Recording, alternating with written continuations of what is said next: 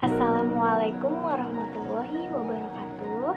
Kami dari kelompok 7 ingin mempresentasikan hasil diskusi kami yang berjudul Tahap-tahap Penulisan Karya Ilmiah yang beranggotakan pertama, Ilma Alfia dengan NIM 213131010. Kedua, Yohana Krisan Pradana dengan NIM 213131019.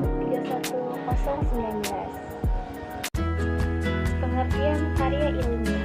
Karya ilmiah adalah karya yang ditulis yang dibuat untuk memecahkan suatu permasalahan dengan landasan teori dan metode-metode ilmiah. Contohnya, pertama, skripsi, kedua, artikel ilmiah, ketiga, makalah ilmiah, keempat, tesis, dan kelima, disertasi. Tujuan dan ciri-ciri karya ilmiah. Tujuan karya ilmiah ada dua. Pertama, sebagai wahana untuk melatih munculnya ide tersurat atau hasil penelitian dalam bentuk karya ilmiah yang sistematis dan metodologis. Kedua, penulisan karya ilmiah ditulis untuk menjadi sarana transformasi pengetahuan antara sekolah dan masyarakat. Ciri-ciri karya ilmiah. Pertama, berdasarkan fakta. Kedua, menggunakan metode yang baku. Ketiga, menggunakan kalimat yang efektif. Keempat, menggunakan kaidah keilmuan. Kelima, bersifat dekoratif.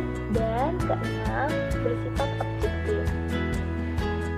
Baik, selanjutnya, sasaran karya ilmiah meliputi pertama, masyarakat tertentu atau ilmuwan. Kedua, masyarakat baik individu ataupun kelompok.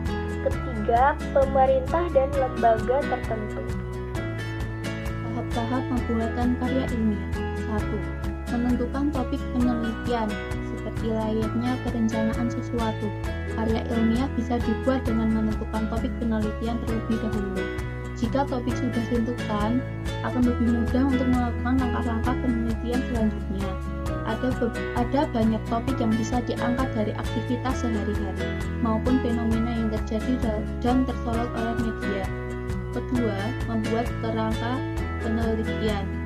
Agar penelitian ilmiah tidak melantur dari rencana yang telah dibuat, tentukan kerangka penelitian yang berisi turunan dari topik penelitian.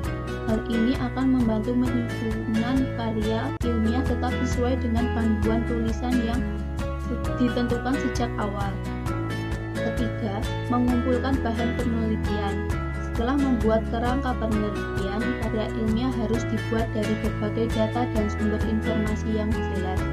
Kumpulkan sumber informasi resmi yang valid agar hasil karya ilmiah bisa menghasilkan kesimpulan yang sesuai dengan tujuan penelitian. Keempat, menyusun hipotesis. Tidak semua bahan penelitian akan berguna saat menulis karya ilmiah. Hal tersebut bisa diputuskan setelah seseorang melakukan penyusunan hipotesis dari bahan penelitian yang sudah terkumpul. Dan dari data dan sumber informasi yang tidak jelas, sebaiknya tidak digunakan. Kelima, menyusun rancangan penelitian. Rancangan penelitian akan menjadi pedoman yang bisa dimanfaatkan seseorang untuk menulis karya ilmiah.